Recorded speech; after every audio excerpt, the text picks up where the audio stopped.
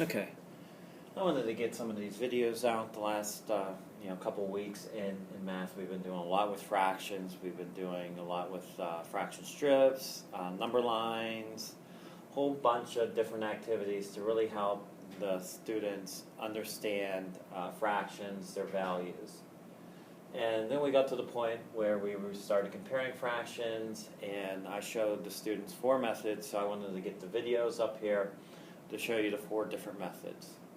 Okay? The first method that we used, and really trying to get all the students to be able to solve these problems mentally by using numbers that we're already familiar with. Okay? So, for example, like with number 1, 1/8, we know that's I have 1 part out of 8. So that's very close to having nothing, or very close to the number 0. 9/10 is very close to having the whole thing. So that's close to 1.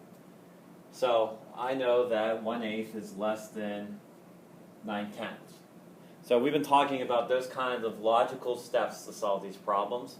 Another way, and this is a very popular way, is comparing them to the half. A half, is it bigger than a half or less than a half? Well, 2/5 is less than a half. Half of 5 is 2.5, so this is 2. Half of 10 is 5, that's 6. So this is bigger than a half, this is less than a half, so 6/10 would have to be bigger.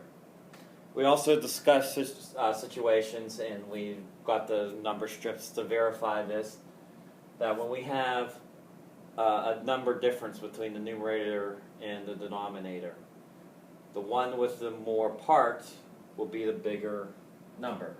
Because when you take, even though they're smaller pieces, I have more of them, and when I put them together, it is bigger than the bigger pieces, but I have less of them. And then the opposite's true when we have 1 in the numerator. If I break something into 4 pieces and I break this same thing into 5 pieces, the 4 pieces are going to be bigger than, or the 4th pieces are going to be bigger than the 5th pieces.